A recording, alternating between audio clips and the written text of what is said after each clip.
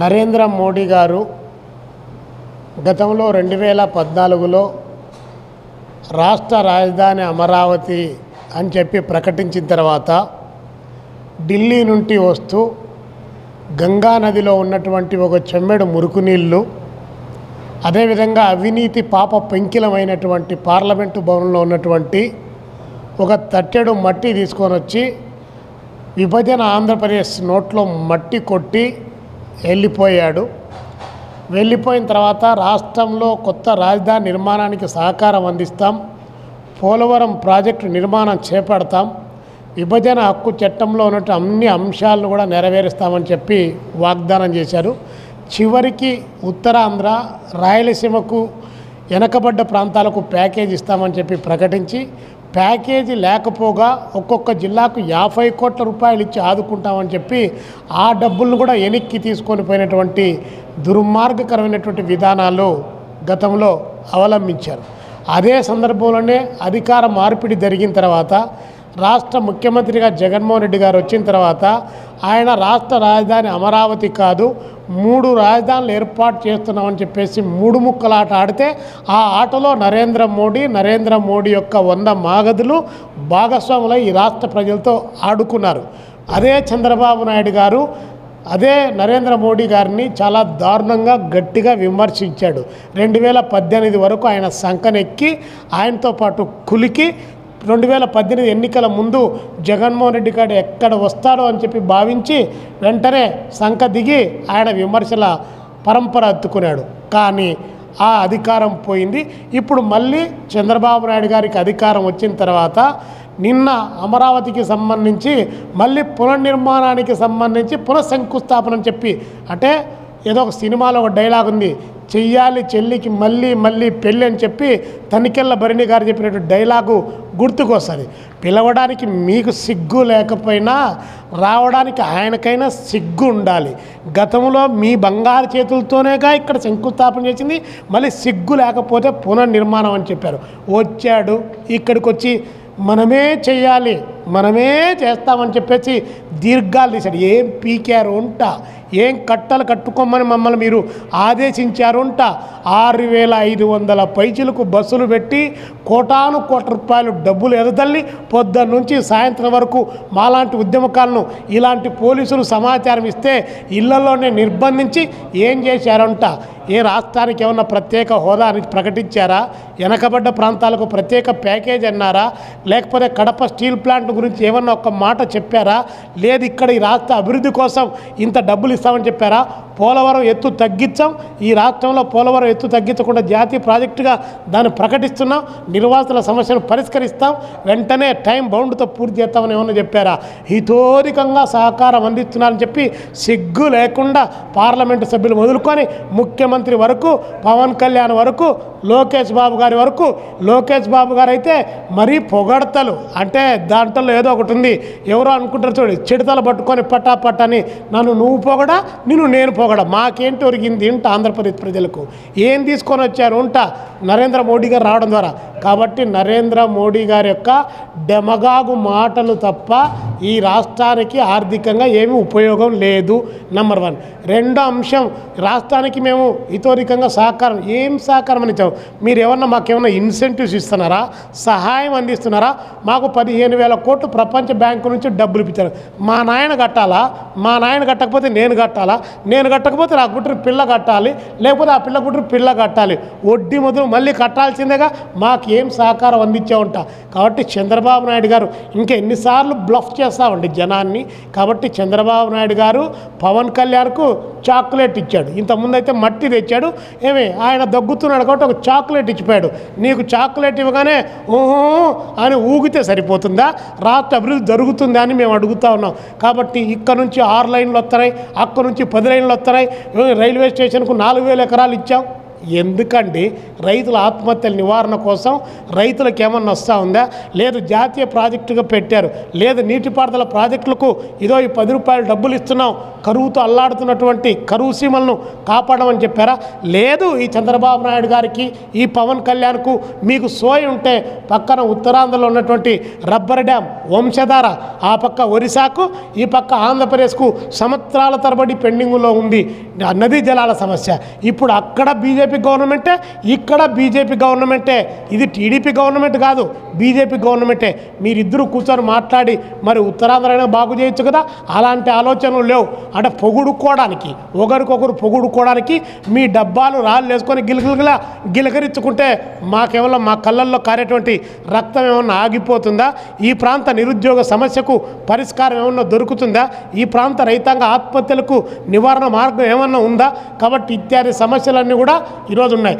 Steel ప్లాంట్కు సంబంధించి అక్కడ Visakha steel ప్లాంట్ను మేము ఆపుతాం, ప్రైవేటీకరణ కాకుండా మేము ఉన్నాం కాబట్టి ప్రైవేటీకరణ ఆగిపోయిందని చెప్పి ప్రకటించినటువంటి కేంద్ర మంత్రి రాజు గారు ఎక్కడికి పోయారండి? ఈరోజు విశాఖ స్టీల్ ప్లాంట్ నష్టాలు వస్తున్నాయని చెప్పి దాన్ని తెగనమ్ముతూ ఉన్నారు. అరే పక్కనే ఉన్నటువంటి నక్కలగంటి దగ్గర ఇంకొక ప్రైవేట్ రంగంలో స్టీల్ ప్లాంట్ తెస్తున్నారు. అంటే ఈ ప్రభుత్వం కార్పొరేట్లకు, ప్రైవేట్లకు ఊడిగం చేసేది తప్ప ప్రభుత్వ రంగ పరిశ్రమల పరిరక్షణ కోసం ఉండేది కాదు. కాబట్టి చంద్రబాబు నాయుడు గారు ఆ ప్రభుత్వంతో అంటగాగుతున్నారు. కాబట్టి మీరు అంటగాగారు కాబట్టి ఎంత అన్యాయం జరిగినా సరే న్యాయం జరిగిందని చెప్పి ఒక అబద్ధాన్ని 100 రకాలుగా చెప్పితే అవి నిజాలు అయిపోతాయనేటువంటి ప్రచారాన్ని ఎట్టయితే చేస్తున్నారో ఈ ప్రజలు చాలా తీవ్రమైనటువంటి ఆవేదనలో, బాధలో ఉన్నటువంటి సందర్భం. కాబట్టి నరేంద్ర మోడీ గారు ఆంధ్రప్రదేశ్కు రావడానికి ఎవరు వ్యతిరేకం కాదు. బట్ ఆంధ్రప్రదేశ్కు వచ్చిన తర్వాత, ఆయన పోయిన తర్వాత అదనంగా ఆర్థిక భారం పడింది తప్ప ప్రజలపైన, ప్రజలకు ఉపయోగపడింది ఏమీ లేదని చెప్పి చెప్పదలుచుకున్నాం. ప్రకాశం జిల్లా దగ్గర సోలార్ ప్రాజెక్టులకు సంబంధించి ఈ రాష్ట్రంలో ఉన్నటువంటి కొన్ని కార్పొరేట్ కంపెనీలు 1000 ఎకరాలు తీసుకొని అక్కడ రైతాంగానికి చాలా తీవ్రమైనటువంటి అన్యాయం చేస్తూ ఉన్నారు. ఎకరం 20 లక్షల రూపాయలు ఇచ్చి వారి ముఖాన కొట్టేసి, 1 కోటి రూపాయలు విలువ చేసే భూములను కొల్లగొట్టేసి రియల్ ఎస్టేట్ వ్యాపారానికి ద్వారాలు తెరుస్తూ ఉన్నారు. అందుకని చెప్పేసి ఈరోజు రైతు సంఘాలు, ప్రజా సంఘాలు, పార్టీలు దాన్ని కరేడు రైతులు, ప్రకాశం జిల్లా కరేడు రైతులకు సంఘీభావాన్ని ప్రకటిస్తూ ఉన్నారు. ఏదైతే చంద్రబాబు నాయుడు గారు జీవో ఇచ్చారో ఆ జీవోను రద్దు చేయమని చెప్పి మేము కోరుతున్నాం. పెట్రోకెమికల్కు సంబంధించినటువంటి రిఫైన్డ్ కంపెనీ అక్కడ పెట్టేటువంటి దానికంటే, అక్కడ 6000 ఎకరాలు తీసుకొని పెట్టేదానికంటే ఇక్కడ ఉన్నటువంటి భూగర్భంలో ఉన్నటువంటి కాకినాడ దగ్గర నుంచి బందర్ వరకు ఆ భూగర్భంలో ఉన్నటువంటి పెట్రోకెమికల్స్ కావాల్సినటువంటి ముడిసరుకు ఉన్నటువంటి ప్రాంతంలో ఇక్కడ పెట్టడం అనేది సముచితంగా ఉంటుంది. అట్లా కాకుండా వైబిలిటీ లేదని చెప్పి, రేపొద్దున నష్టాలు వచ్చాయని చెప్పి మూత వేసేటువంటి కార్యక్రమానికి, లేదా మీకు కావాల్సినటువంటి ఆమ్యామ్యాలు మీకు దొరుకుతాయి కాబట్టి మీరు కట్టబెట్టి రైతులను బికాలు చేస్తామంటే సాధ్యం కాదు. ఇప్పటికే రైతులు అందరూ కూడా, అన్ని రాజకీయ పార్టీలు, ప్రతిపక్ష పార్టీలు, అధికార పార్టీలు, అధికారులు, పోలీస్ యంత్రాంగం మొత్తం కుమ్మక్కైపోయి రైతాంగానికి నష్టం కలగజేస్తున్నటువంటి ఆవేదన చెందుతూ ఆత్మహత్యలు తప్ప మాకు పరిష్కార మార్గం లేదా అని చెప్పి స్థానిక ఎమ్మెల్యేల దగ్గర పోయి మొరపెట్టుకుంటా ఉన్నా, ఎంపీల దగ్గర పోయి మొరపెట్టుకుంటా ఉన్నా ఏమాత్రం ప్రయోజనం లేదు. ప్రజలు కూడా ఆలోచిస్తున్నారు. పాలకులు వ్యాపారులు అయితే ప్రజలు భిక్షగాళ్ళు అవుతారని చెప్పేసి ఈరోజు పాలకులుగా ఉన్నట్టు వాళ్ళందరూ కూడా వ్యాపారస్తులుగా ఉన్నారు. కాబట్టి ప్రజలకు ఇలాంటి ఇబ్బందులు కలుగుతున్నాయి. కాబట్టి ప్రజలు కూడా గట్టిగా ఆలోచించి ప్రజా ఉద్యమాలకు సిద్ధం అయితే తప్ప ఈ పాలక వర్గాలకు బుద్ధి చెప్పడం సాధ్యం కాదని చెప్పి ప్రజలు గుర్తించమని చెప్పి కోరుతా ఉన్నాం. ప్రధానమంత్రి మోడీ గారు 2015లో అమరావతి రాజధాని శంకుస్థాపన కోసం ఒక ముంతలో మట్టిను, ఒక ముంతలో నీళ్లు తీసుకొచ్చాడు. పవిత్ర జలాలును పార్లమెంటు మట్టి అని చెప్పి అది మన మొహాన్ని కొట్టిల్లాడు. నేను చాలా భయపడ్డాను. మళ్ళీ రెండోసారి మోడీ గారు వస్తున్నాడు, అంతకుముందు 450 కోట్లు ఖర్చు పెట్టి శంకుస్థాపన చేశారు, ప్రజాధనం వేస్ట్ అయిపోయింది, మళ్ళీ ఇప్పుడు 1500 కోట్లు ఖర్చు పెడుతున్నాడు చంద్రబాబు నాయుడు గారు, మరి కాశీ నుంచి బూడిద తెస్తాడేమోనని చెప్పి భయపడ్డాను. కానీ సంతోషదగ్గ విషయం ఏంటంటే, పాచిపోయిన లడ్డూలకు కాదురా నువ్వు అర్హుడివి, నీకు చాక్లెట్ ఇస్తానని చెప్పి ఒక చాక్లెట్ ఇచ్చాడు పవన్ కళ్యాణ్ గారికి. నిజంగా చాలా హాస్యాస్పదంగా సభ నడిచింది. వాస్తవంగా ఈ కూటమి ప్రభుత్వం అధికారంలోకి వచ్చిన తర్వాత లబ్ధి పొందింది ఎవరయ్యా అంటే చంద్రబాబు నాయుడు గారు, లోకేష్ బాబు, పవన్ కళ్యాణ్. ఎందుకో కూడా చెప్తాను నేను. మొన్నటిదాకానేమో జగన్మోహన్ రెడ్డి గారి క్వార్టరీ మొత్తం కూడా చంద్రబాబు నాయుడు హైదరాబాద్లో ఉంటాడు, ఇల్లు కూడా కట్టుకోలేదని విమర్శించారు కదా. అందుకని 150 కోట్లు పెట్టి 5,000 గజాలు భూమి కొన్నాడు ఇప్పుడు అమరావతిలో, రాజధానిలో. చాలా ఫండ్స్ వచ్చినాయి కదా మొన్న ఎలక్షన్స్ టైంలో, వేల కోట్ల రూపాయలు ఇచ్చారంట ప్రజలు. మళ్ళీ అమరావతి ఉద్యమంలో కూడా కోట్లాది రూపాయలు వచ్చినాయి. అవన్నీ ఏమైపోయిందో మాకు కూడా తెలియదు. నేను ఉద్యమ భాగస్వామ్యురాలుగా ప్రశ్నించే హక్కు నాకుంది కాబట్టి మాట్లాడుతూ ఉన్నాను ధైర్యంగా. ఇంకొకటి, మొత్తం 500 కోట్లు పెట్టి ఇల్లు కట్టుకోబోతున్నాడు. అంత కోట్లు ఖర్చు పెట్టి ఇల్లు కట్టుకోమని చెప్పి జగన్మోహన్ రెడ్డి చెప్పలేదు మీకు. అది మర్చిపోవద్దు. చిన్న ఇల్లు కట్టుకోండి, మీరు మాకు అందుబాటులో ఉండండి అని చెప్పి మేమందరం కూడా కోరటం జరిగింది. ఆ తర్వాత ఇప్పుడు తీసుకున్న 34,000 ఎకరాలకు దిక్కులేదు. దాన్ని ఇంతవరకు పూర్తి స్థాయిలో ప్లాట్లు డెవలప్ చేసి రైతులకు ఇచ్చింది లేదు. అక్కడ అన్నీ కూడా ముళ్ళ కంచులును పిచ్చి మొక్కలు మొలిచిపోయి ఉన్నాయి. దానికోసం 100 కోట్ల రూపాయలతో టెండర్లు పిలుస్తూ ఉన్నాడు. ఆయనకు అనుకూలంగా ఉన్న వాళ్ళకి క్లియరెన్స్ కోసం, క్లీనింగ్ కోసం టెండర్లు ఇస్తూ ఉన్నాడు. అదొక ఎత్తు అయితే మళ్ళీ మంత్రి నారాయణ గారు వచ్చేసాడనమాట ఈ కూటమి ప్రభుత్వం అధికారంలోకి వచ్చిన తర్వాత. ఆయన ఏం మాట్లాడతాడో ఆయనకి అర్థం కాదు. ఆయన సొంత జిల్లాలోనే ఎవరికి న్యాయం చేయలేడు. అటువంటి ఆయన వచ్చి మళ్ళీ రాజధాని గ్రామాల్లో తిరుగుతూ ఇంకా 40,000 ఎకరాలు కావాలంటున్నాడు. 5,000 ఎకరాలతో అంతర్జాతీయ విమానాశ్రయం అంట. 30 కిలోమీటర్ల దూరంలో అమరావతి అంతర్జాతీయ విమానాశ్రయం ఉంది మనకి. దాన్ని ఎక్స్టెన్షన్ కోసం, పూర్తి స్థాయిలో డెవలప్ చేయడం కోసం అక్కడ చుట్టుపక్కల ప్రాంతాల్లో ఉన్నటువంటి రైతుల దగ్గర దాదాపు 600 ఎకరాల పైన తీసుకున్నారు. దాని పరిస్థితి ఏంటి? అక్కడ భూములు తీసుకున్నప్పుడేమో అమరావతి రాజధానిలో ప్లాట్లు ఇస్తామని చెప్పారు. అక్కడ రైతులకి వాళ్ళ కౌలు కూడా ఇవ్వట్లేదు. ఇక్కడ ప్లాట్లు కూడా డెవలప్ చేసి ఇవ్వట్లేదు. మళ్ళీ ఏంటి ఈ మోసం? ఓ పక్కనేమో అమరావతి రాజధాని అసెంబ్లీలో తీర్మానం చేసిన తర్వాత జగన్మోహన్ రెడ్డి గారు అధికారంలోకి వచ్చి విచ్ఛిన్నం చేశాడు, తీర్మానాన్ని తొంగలో దొక్కాడు, 3 రాజధానులు అని చెప్పి 3 ముక్కలు చేద్దాం అనుకున్నాడు రాష్ట్రాన్ని అని చెప్పి మనందరం విమర్శించాం కదా. మరి దానికి చట్టబద్ధత ఎందుకు కల్పించలేదు? స్వయంగా మోడీ గారే వచ్చారుగా. కేంద్ర ప్రభుత్వం మొత్తం మీరు గుప్పెట్లో ఉంది కదా.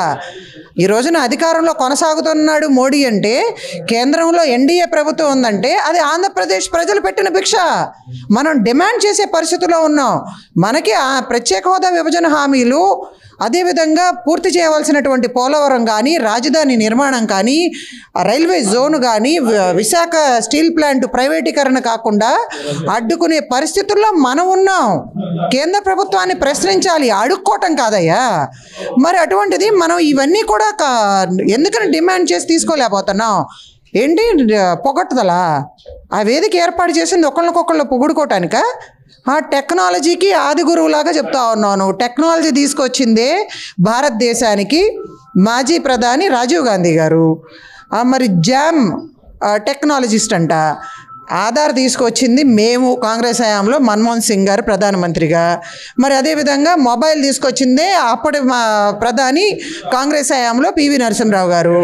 అండ్ అంతర్జాతీయ అయితే స్టేట్ వైడ్ హైవేలన్నిటినీ కూడా ఇంటర్ కనెక్టివిటీ తీసుకొచ్చింది అప్పటి ప్రధాని రాజీవ్ గాంధీ గారు. దానికి ప్రత్యేకమైనటువంటి మినిస్ట్రీ కూడా ఏర్పాటు చేయడం జరిగింది. వీళ్ళేదో గొప్పలు చేసినట్టు, ఏదో సాధించేసినట్టు వీళ్ళు ప్రచారం చేసుకుంటా ఉన్నారు.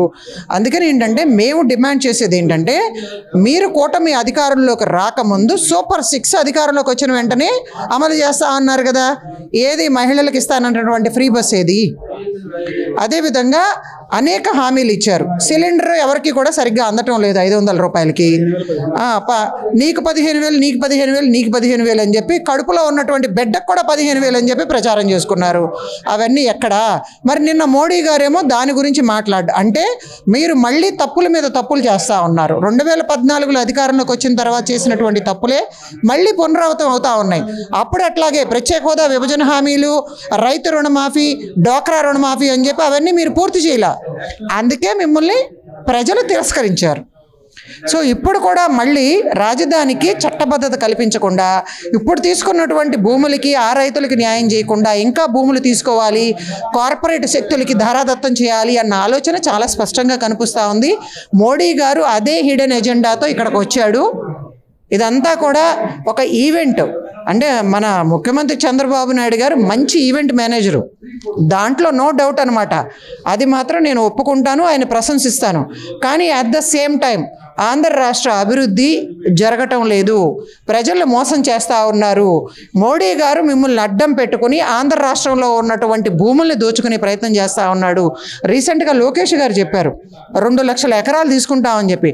అంటే జగన్మోహన్ రెడ్డి గారు 1,00,000 కోట్లు దోచుకున్నాడు అని చెప్పి ఈ 2 లక్షల ఎకరాలు కూడా తీసేసుకుని అంతకు 10 రెట్లు దోచుకునే ఆలోచన ఉందని చాలా క్లియర్గా అనిపిస్తూ ఉంది. దానికి ఆ డౌట్లు రావడానికి కూడా కారణం ఏంటంటే మోడీ అమిత్ షా కుమారుడితో మీరు సన్నిహితంగా ఉంటున్నారు. మరి పవన్ కళ్యాణ్ గారేమో రీసెంట్గా అధికారంలోకి వచ్చిన తర్వాత స్పెషల్ చార్టెడ్ ఫ్లైట్ కొనుక్కున్నాడంట.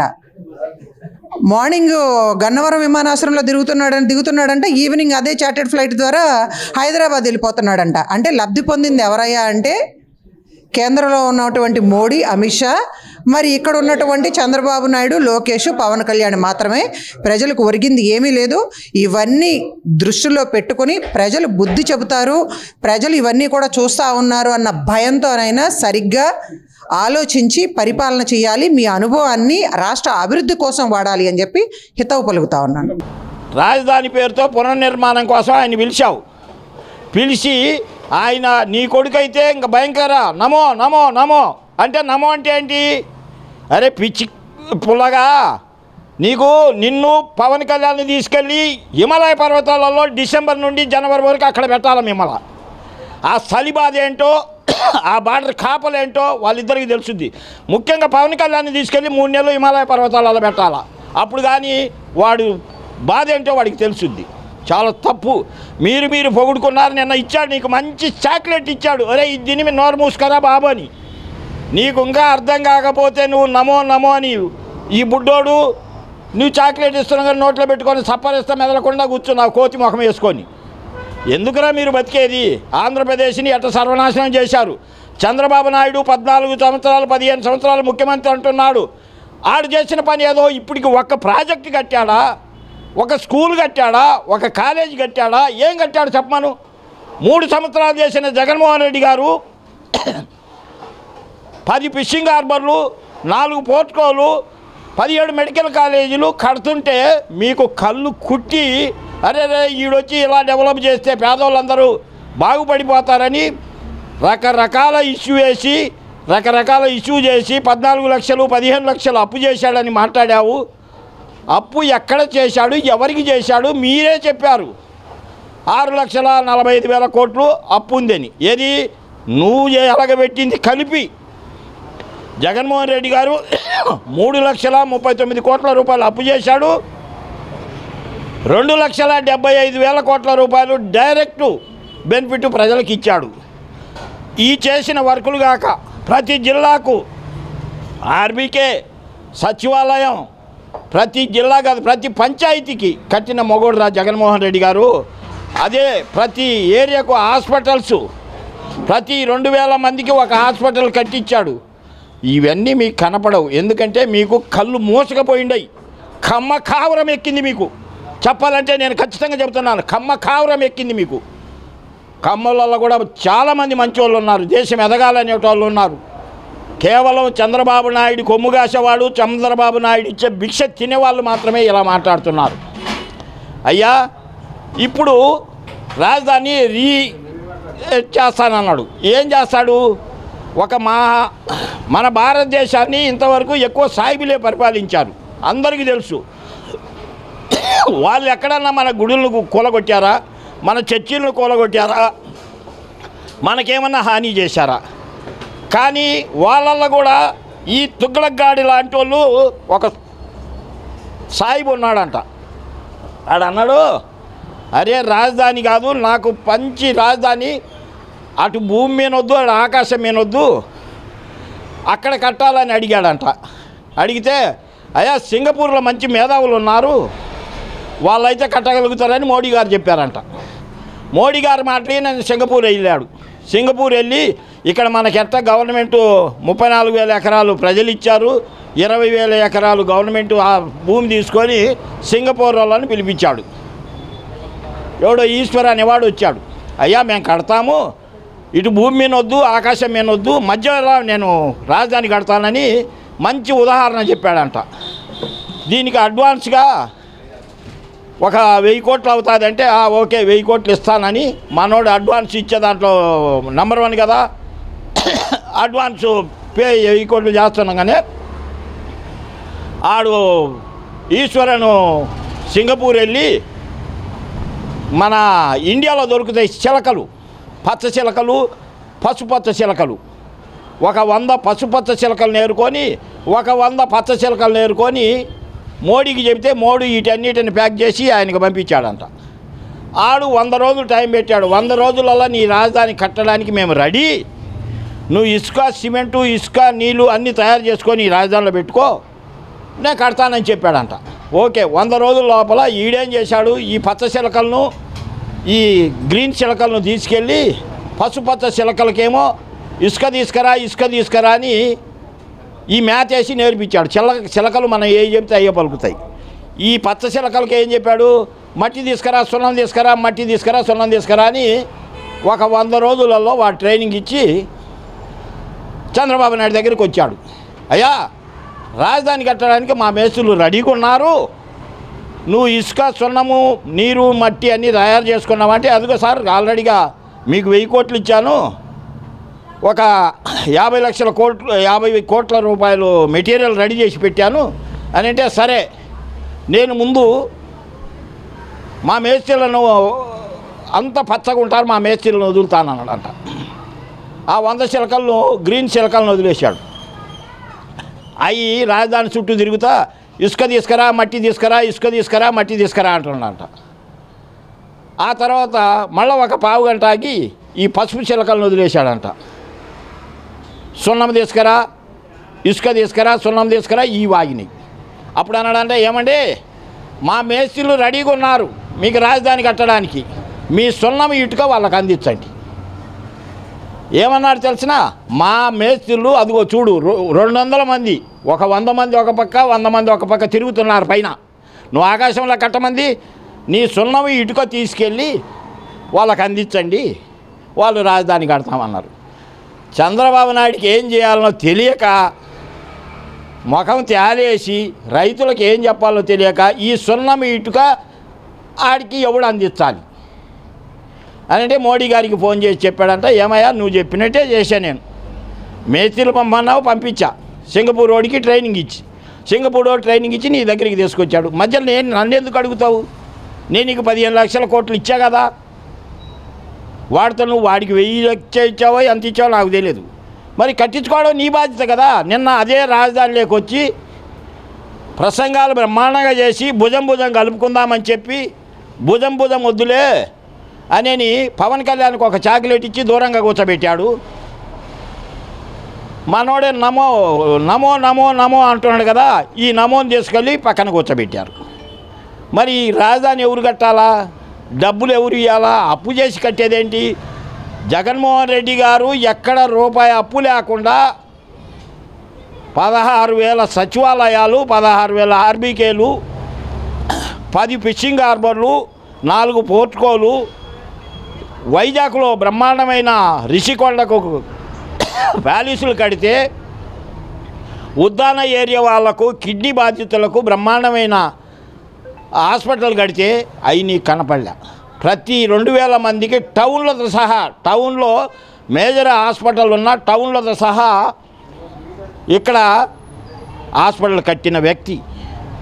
ఈరోజు ప్రజలు ఏమనుకుంటున్నారంటే, మా చెప్పుతో మేమే కొట్టుకోవాలి, బుద్ధి తక్కువై వాడి మాటలు నమ్మి ఓటేశాము అని జనాలు అనుకుంటున్నారు. ప్రజలలో ఉండేది అదే. నిన్న 5,000 కోట్ల నుండి 500 దగ్గర నుండి 700 కోట్లు ఖర్చు పెట్టి చాక్లెట్ ఇచ్చి వెళ్ళిపోయాడు మోడీ. మీరు ప్యాకేజీ మోడీకి ఎంత ఇచ్చారో మాకైతే తెలియదు. ఇదే మోడీ మోడీ మోడీ నయో మోడీ అని మీరు మాట్లాడుతున్నారు. భారతదేశంలో ఈరోజు ఆంధ్రప్రదేశ్ ఉన్న డ్యాములన్నీ ఎవడు కట్టాడు? కాంగ్రెస్ కట్టినాయి కదా, మీకు కనపడవా? మోడీ గారు ఏమొచ్చి పీకాడు? 100 కోట్ల 140 లక్షల కోట్ల అప్పు చేశాడు మోడీ. ఏమన్నా కట్టాడా? ట్రైన్లు తిరుగుతున్నాయంట, వందే భారతం. ఇప్పుడు ఆ శిలకలకు చెప్పినట్టు ఈ ట్రైన్లకు వందే భారతం ఒకటి తగిలిచ్చేసి తిప్పుతున్నాడు. డబుల్ ఇంజన్ సర్కారు. డబుల్ ఇంజన్ ఎందుకంటే అసలు డబుల్ ఇంజన్ అంటే వాళ్ళకి తెలుసా? డబుల్ ఇంజన్ దేనికి పెడతారు? బొగ్గు మోసుకెళ్ళే గూడ్సులకు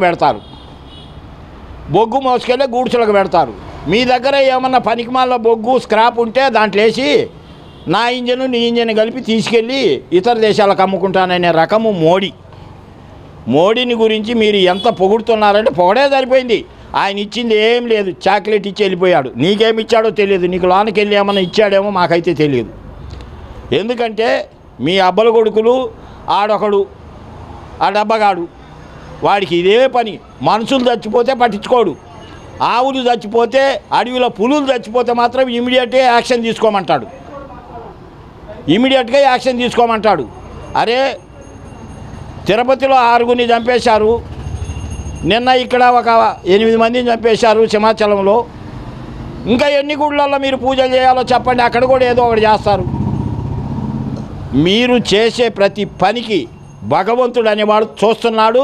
ఆ భగవంతుడి రూపాన ఏ రోజు ఎట్టగొడతాడో, మీరు ఎక్కడ పడతారో ఎక్కడ పడిపోతారో ఎవడికి తెలియదు.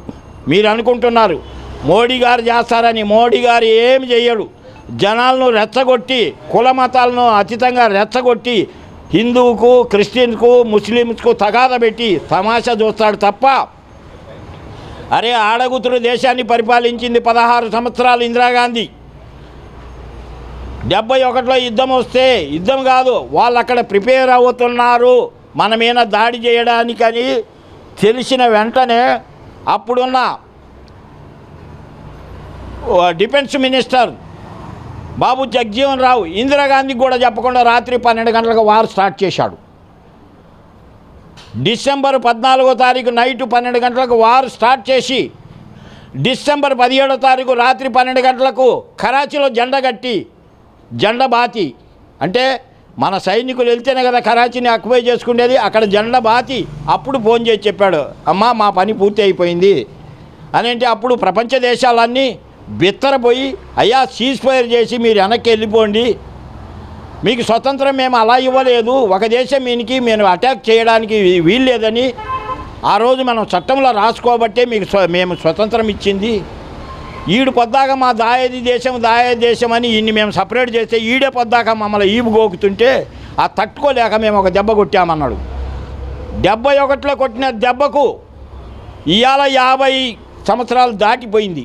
ఈరోజు కూడా అది కోలుకోలేని పరిస్థితిలో ఉంటే నువ్వు ఇక్కడ ఛాతి చూపించుకుంటా, ప్రజల ముందు గంటకొక డ్రెస్ మారుస్తా, ఎదవేషాలు వేసుకుంటా భారతదేశాన్ని పనికి మాలిన వాళ్ళని చేసి జవాన్లు లేకుండా ఇవాళ యుద్ధం చేస్తానంటే నీ దగ్గర జవాన్లు లేదు. ఇప్పుడు చైనా వాడెవడో, రష్యా వాడో, ఇజ్రాయెల్లో మేము ఇస్తామంటున్నారు. సిగ్గు లేదా నీకు? 140 కోట్ల మంది జనాన్ని పెట్టుకొని నీ దగ్గర సైనికులు లేరంటే నువ్వు చేసిన 5 సంవత్సరాలు కాదు 11 సంవత్సరాల పరిపాలనలో నీ డొల్లతనం ఏదో కనపడింది. రాజధానిలో నేను వీరుణ్ణి సూర్యుణ్ణి, ఢిల్లీలో నేను చక్రం తిప్పుతున్నానని ఈఎంలు మేనేజ్ చేసుకొని నువ్వు 140 సీట్లు అదనంగా తెచ్చుకున్నావు. అందులో ఆంధ్రప్రదేశ్ ఉంది, ఒరిస్సా ఉంది, మహారాష్ట్ర ఉంది, తెలంగాణ ఉంది. వీళ్ళ దగ్గర ఉన్న 140 ఎంపీల సీట్లన్నీ నువ్వు ఈఎంలు మేనేజ్ చేసుకొని గెలుచుకొని ఇవాళ నాకు 400 వస్తాయన్న సీట్లు 240కి పడిపోయి గిజగిజ కొట్టుకుంటూ ఒరిస్సా మన